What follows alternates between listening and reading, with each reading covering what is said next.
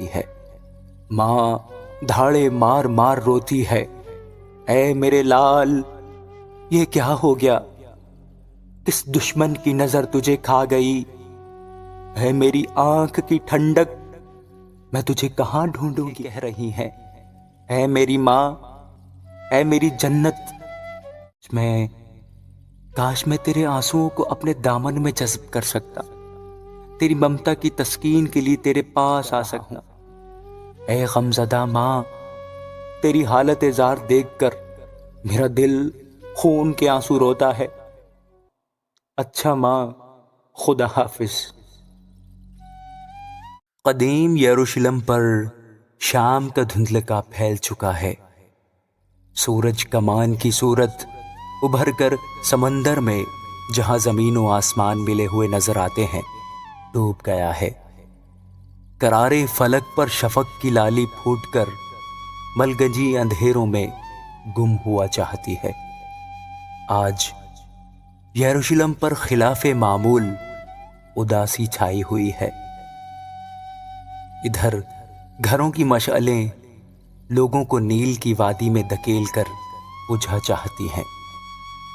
سردار کاہن کے ایوان پرنور سے ادھر وادی کدرون کے پار گتسمنی باغ کے نیم گوشے میں خداوند یسوع المسیح بحالت اضطراب محو دعا ہے۔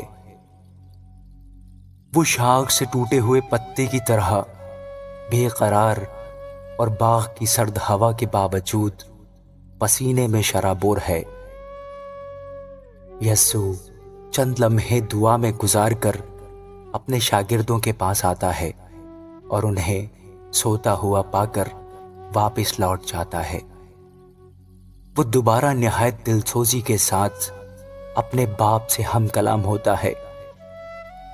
اے باپ، اس گھڑی کو روک لے جس گھڑی تیرا برہ بھیڑیوں کے حوالے کیا جائے گا۔ اے باپ، اگر ہو سکے تو موت کا پیالہ مجھ سے ٹال دے، تاہم میری نہیں بلکہ تیری مرضی پوری ہو۔ مگر یسوع کے وجدان کی گہرائی سے خداوند کی آواز بلند ہوئی ہے، نہیں میرے محبوب، ایسا نہیں ہو سکتا۔ اگر تم نے آج موت کا پیالہ نہ پیا تو بنی نوع انسان زندگی اور نجات کے اس پیالے سے محروم ہو جائے گا جو ہم اسے دینے کو ہے۔ بیٹا باپ کے عزم اور خواہش کے سامنے ہتھیار ڈال دیتا ہے۔ یسوع کی پرنور پیشانی سے پسینہ لہو کی بوندوں کی شکل میں نیچے گر کر بنجر زمین کو شاداب کر جاتا ہے۔ یسوع ایک فرما بردار بیٹے کی طرح گویا ہوتا ہے، اے باپ، تیری مرضی پوری ہو۔ وہ دوبارہ اپنے شاگردوں کے پاس جاتا اور انہیں گہری نیند سے بیدار کر کے کہتا ہے، اٹھو، تیار رہو، کیونکہ ابن آدم کا وقت آن پہنچا۔ وہ دیکھو، لوگ اپنے ہاتھوں میں مشعلیں، لاٹھیاں اور تلواریں لیے چلے آتے ہیں۔ ہجوم باغ کے گل بوٹوں کو پاؤں تلے رونتا ہوا یسوع کے قریب پہنچ گیا۔ اس کے شاگردوں میں سے ایک یہودا اسکریوتی آگے بڑھا اور یسوع کا بوسہ لے کر کہا، اے ربی، سلام۔ رومی سپاہی جو سلطنت روما کے پرشکوہ ایوانوں میں شب و روز گزارتے تھے، یسوع کی عوامی زندگی سے بھلا کب واقف تھے؟ اسی لیے تو یہودا نے انہیں یہ نشانی دی تھی کہ وہ جس کا بوسہ لے گا وہ یسوع ہوگا، اسے گرفتار کر لینا۔ افسوس ہے اس یہودا کی قسمت پر، وہ چند سکوں کی خاطر بک گیا اور اپنے محسن و مربی کو धोखे से पकड़वा दिया। सिपाहियों ने यस्सु पर हाथ डाला, मगर यस्सु के पांव लड़खड़ाए नहीं, बल्कि वो कमाल दिलेरी के साथ हुजूम से मुखातिब हुआ। तुम तलवारें और लाठियां लिए हुए मुझे पकड़ने को निकले हो। मैं हर रोज हैकल में तालीम देता था, मगर तुमने मुझे नहीं पकड़ा। मगर ये सब इसलिए हुआ कि नबियों के नविश्ते पूरे हों। सिपाहियों ने यस्सु के हाथ रस्सियों से बांध दिए। हुजूम में से लोग यस्सु पर लान तान करते और उसे तमाचे मारते रहे। हुजूम का शोर और यस्सु की बेबसी देखकर दरख्तों पर सोए हुए परिंदे भी तड़प उठे और बाग की फिजा उनकी आहो बका से गूंज उठी।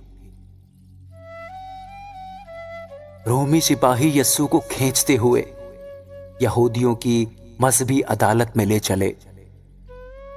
यस्सु के शागिर्द उसे छोड़कर भाग गए और वो हजूम दुश्मना में अकेला था। क्या दर्द में डूबे किस्से, क्या गम के फसाने हैं, हर सू है एक हू का आलम, क्या गमनाक जमाने हैं। वो था हर इंसान का मोहसिन, वो सबका हमदर्द रहा। उसके नाम से नफरत कैसी, कौन सा उसने जुर्म किया। उससे आंख चुराने वाले अपने भी बेगाने हैं। यस्सु रस्सियों में जकड़ा हुआ सरदार काहिन के सामने मुजरिम की तरह खड़ा है। सरदार काहिन यस्सु से उसके शागिर्दों और तालीम के बारे में सवाल करता है। यस्सु सरदार काहिन को पुरवकार तरीके से मुखातिब होकर कहता है, मैंने दुनिया से इलानिया बातें की हैं, मैंने खुलेआम हैकल में तालीम दी है और पोशीदा कुछ नहीं कहा। यस्सु के इस जवाब पर एक प्यादे ने यस्सु के तमाचा मारा। यस्सु ने उस शख्स से कहा, अगर मैंने बुरा कहा तो इस पर गवाही दे, लेकिन अगर अच्छा कहा तो मुझे मारता क्यों है। हाय, एक बेबस कितना हलीम है। सरदार काहिन यस्सु को पिलातुस के पास भेज देता है, जहां उस पर झूठे इल्जामात लगाए जाते हैं कि वो हैकल को ढाने और 3 दिन में उसे दोबारा तामीर करने और खुदा का बेटा होने का दावा करता है। पिलातुस यस्सु के इन इल्जामात की सदाकत के बारे में सवाल करता है। यस्सु पिलातुस को जवाब देते हुए गोया होता है, मैं तुमसे सच कहता हूं कि तुम इब्ने आदम को तीसरे दिन मुर्दों में से जिंदा होते और खुदावंद के दाएं हाथ बैठा देखोगे। एक सिपाही पूरी कुव्वत के साथ यस्सु के नौरानी चेहरे पर घूंसा रसीद करते हुए कहता है, खामोश, जिल्ले इलाही के सामने मुंह चलाता है। फकीह फरीसी और रूमी हाकिम खुदावंद यस्सु मसीह से जलते और उससे हसद करते हैं। उनको डर है कि लोगों के दरमियान मसीह की मकबूलियत और उसकी तालीम उनके मफादात को नुकसान पहुंचाएगी, इसलिए वो यस्सु को मार देने के दर पे हैं। वो यस्सु से इसलिए खाइफ हैं कि वो लोगों से मोहब्बत, मुआफ़ी और इंसानी हमदर्दी पर मबनी एक नए निज़ाम की बात करता है।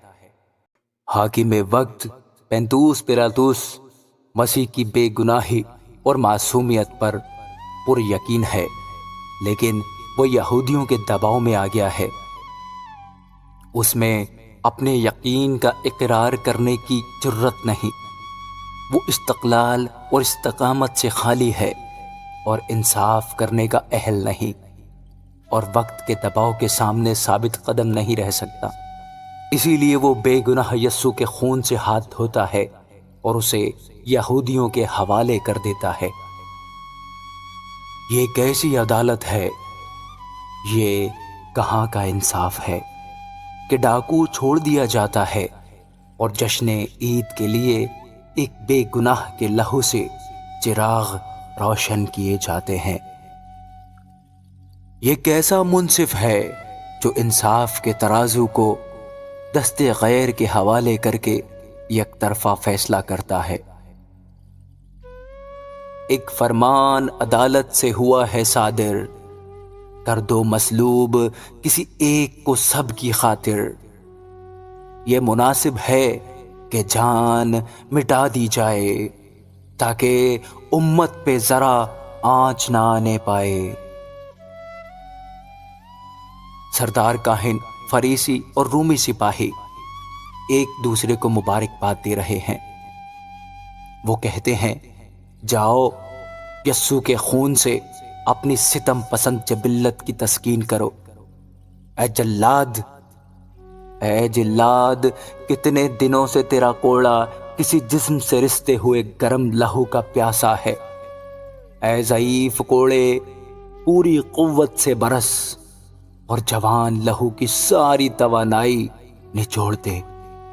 اے سیاہ دل یہودیوں، ان رگوں میں داؤد کی شاہی نسل کا خون دوڑ رہا ہے۔ اسے اپنے چہرے پر مل لو تاکہ تمہاری تاریک صورتیں تابندہ ہو جائیں۔ یہودی پیادو، جاؤ اور ایک کرمزی چوغا لو اور اپنے بادشاہ کو پہناؤ، اور ہاں، اپنے بادشاہ کے سر پر ایک تاج بھی رکھو۔ کیسا تاج؟ ہاں، کانٹوں کا تاج۔ اچھا کیا، سر پر کانٹوں کا تاج بھی رکھ دیا۔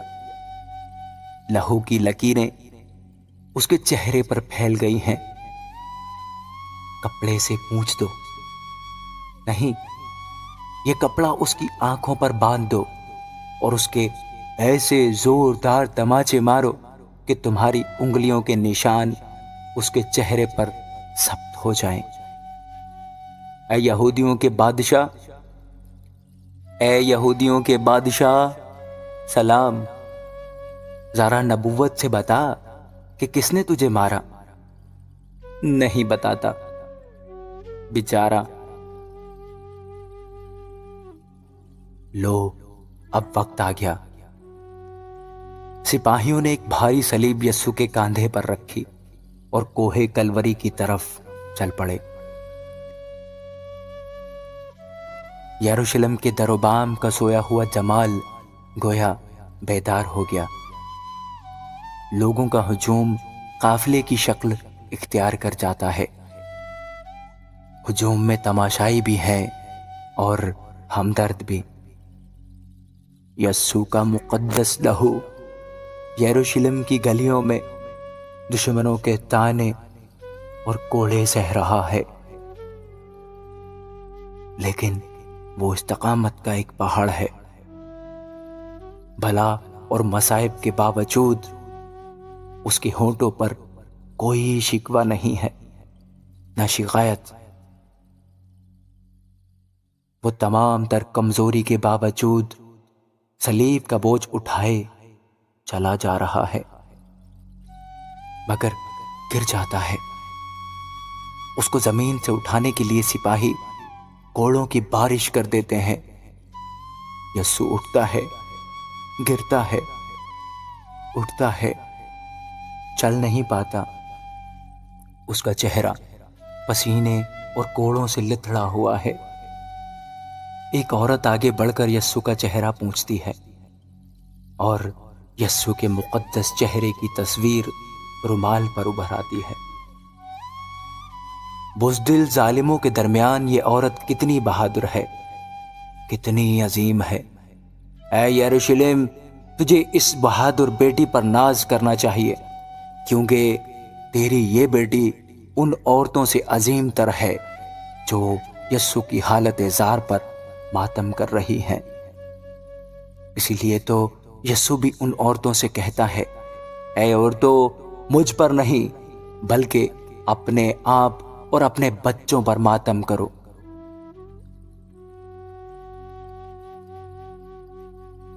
آزمائش دار و رسن میں ایک وہ لمحہ بھی آتا ہے جب یسوع کی نگاہیں اپنی مقدس ماں مریم سے ٹکراتی ہیں، جو اپنے جگر گوشے کے دکھ دیکھ کر غم و یاس کی تصویر بن گئی ہے۔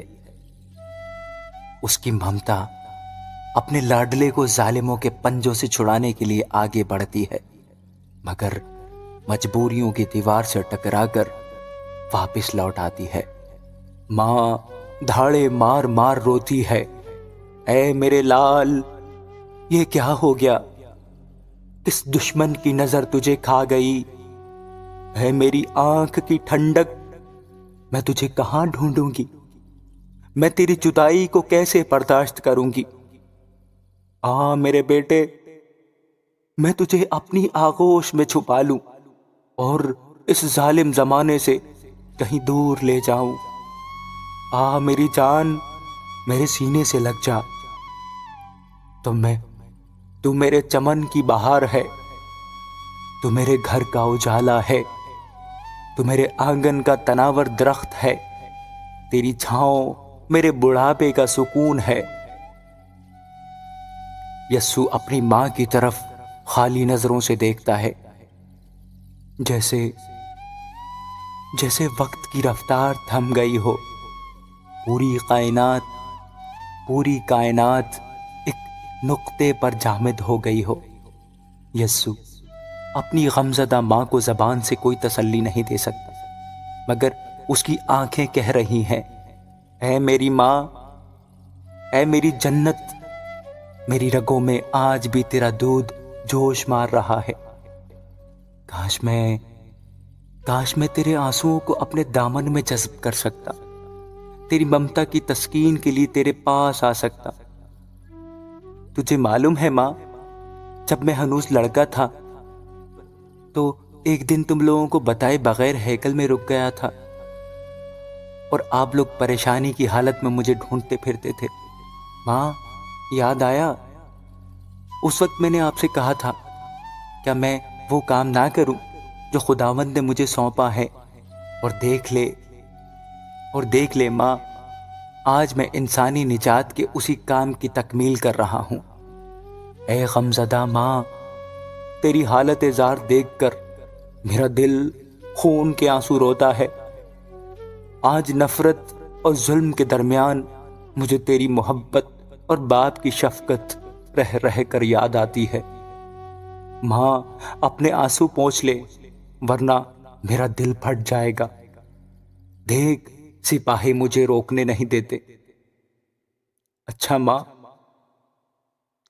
ماں، خدا حافظ۔ اشک آنکھوں سے رواں جہاں پہ ستم تاری ہے، آج ایک ماں کے لیے بیٹے کا غم بھاری ہے۔ پل کو راحت نہ ملی، کرب ہے، لاچاری ہے، آنکھ کے نور پہ ظلمت کے فسوں کاری ہے۔ مامتا چیخ رہی ہے، بڑی لاچاری ہے، کوئی سنتا نہیں ہے، سو کہ غم خواری ہے۔ بے اثر آہ ہوئی، ظلم کا عالم دیکھو، کوچائے شہر میں بے عیب کا ماتم دیکھو۔ یسوع کوڑوں اور زخموں کے درد سے کراہ کر تیسری بار منہ کے بل گرتا ہے۔ اس مرحلے پر سپاہی یسوع کی کمزوری کے پیش نظر شمعون نامی ایک راہگیر کو پکڑتے ہیں تاکہ وہ صلیب اٹھانے میں یسوع کی مدد کرے۔